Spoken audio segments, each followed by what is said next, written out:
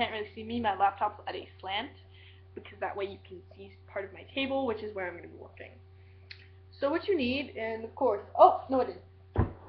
So what you need is a sort of like a cat brush or a dog brush. I'm using a certain brush that's just like that, but really good. She says use a straightener, which I guess if you want a more, not as puppy and like not very curly at all sort of tail, but I found using a comb works pretty good, and it doesn't flatten it out as much, because when you use the straightener it flattens. And that's not exactly what I wanted, so if this video is really blotchy, I'm so sorry, but yeah. So what you do is you can use this to comb it out instead of straightening, which is what I used because my brush really straightened it a lot, so I didn't really need a straightener. So, and you're also going to need your yarn. Obviously, don't you close on me, YouTube. So what you're going to need is your yarn, the other stuff I explained. You're going to also need a key ring for your base, because what you do for your base is you take, well, about the length you want for your tail, and then you double that. You put your yarn through a key ring, and then you tie it on a different end, and the end where you tied it is where you're going to start adding your fur. Sorry, my computer's like freezing, so if this is very bad, I'm sorry. Worst first video ever. But yeah, so, and then also, one thing she sort of left out when she was doing this is that you're going to get a lot of excess puff. Look at this compared to what I have for a tail. But the thing is, I'm going to use a straightener on that, or tie it together and use a straightener on that, and make cat ears, which I'm sort of using a old pink towel, that fur, and some clay, which you're not even going to see, and glue. Because what I'm doing right now is I have the clay sort of shaped like a folded triangle. I'm going to cover it in fabric, and I'm going to have it sort of go out on the back. I'm going to attach a clip to it, seal the inside, and cover the back with the fake fur, because that way, not only does it look nice, but it also matches my tail, which is the best part, because I'm being the Cheshire Cat in my school play, so I need a tail. Anyways, so really, because I'm making my tail two colors, black and dark purple, what I did to make the tail look thicker and sort of look really cool, because she said do it one color at a time, one thing at a time, 1, 2, 3, 4, 5, 6, 7, 8, 9, 10. And I did that a few times, and I thought it looked too thin. Like, it looked fine, but it looked too thin to me, so I tried taking, I'm sorry, I'm going to unravel it now, because that way, you know, just get all blotchy on me. I use that word a lot. So what you do, if you want a thicker tail, if you don't want a tail as thick, but you do want to try this method because it blends the colors well, then maybe only do it 5 times around. But what I do is I take the colors together, like this, and I put it on my hand, and I wrap it around. 1, 2, 3, 4, 5, 6, 7, 8, 9, 10.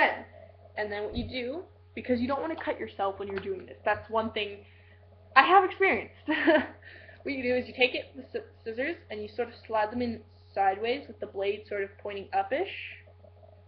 Look at my vocabulary. And then you turn it up and cut. And that sort of prevents you slicing your hand when you sort of put the scissors in. Because yes, I have done that, and no, it's not fun. And then you have a bit of a thicker straight line of yarn. Now it is harder to tie, and yes, you may mess up, but in the end it's really worth it. So what you do is you sort of use your finger as a loop, and you try to get these ties together, like maybe wrap them a little bit so that they're not as out there. And then you no, don't you die, computer. Bad computer. And then what you really want to do is sort of twist it and oh no. Yeah, you know what I mean. You know, you tie it and then you want it to end up like this, not in the middle. And you pull that knot really tight, and then you have what I call the spider. Now, what you want to do with your spider is destroy it. Not in that way. What you do is you take your cat brush or dog brush or animal brush, don't brush fishes, and you really take it. I suggest doing it on like jeans, like just put it on your pant leg and like brush it out. Do not be gentle because then you won't get it done. I should have worn my Gansey pants with this. I'm wearing my shirt. And my wig.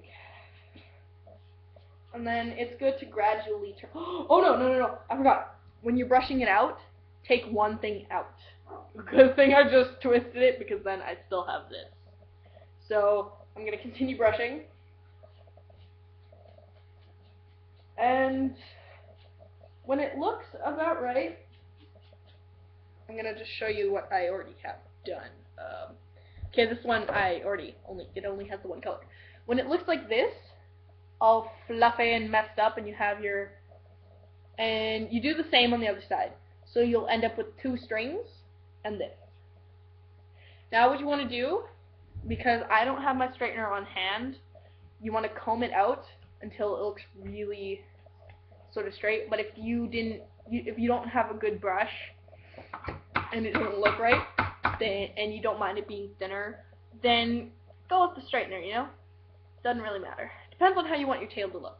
But if you want to curly your tail, don't brush it out as much and maybe use a comb like this. I have a cool comb. It has 2 different types. It's not even my comb.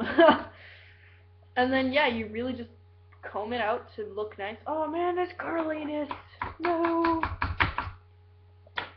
And then you have this.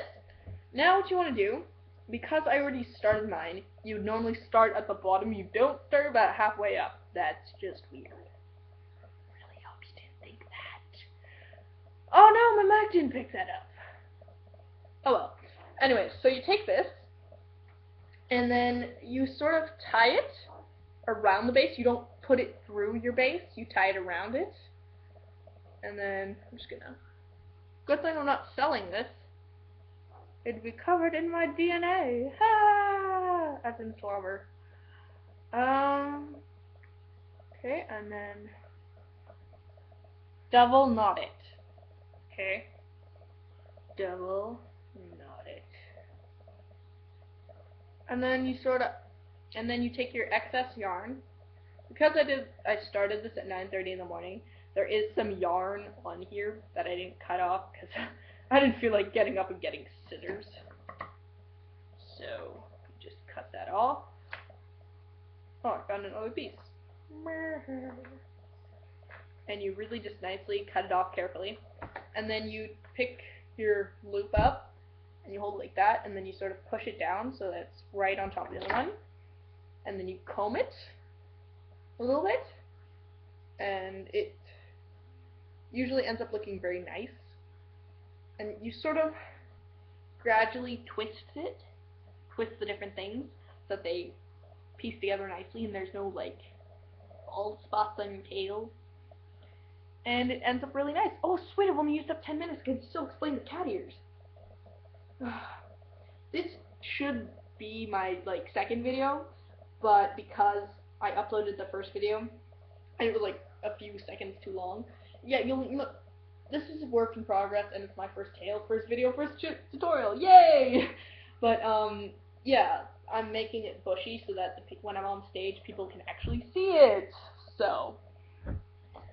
Okay, but yeah, you'll end up with a lot of these, and if people walk in on you working on this, they will look at you like you're weird, but that's okay. Because if you're a cosplayer, people don't think you're normal. That just doesn't happen.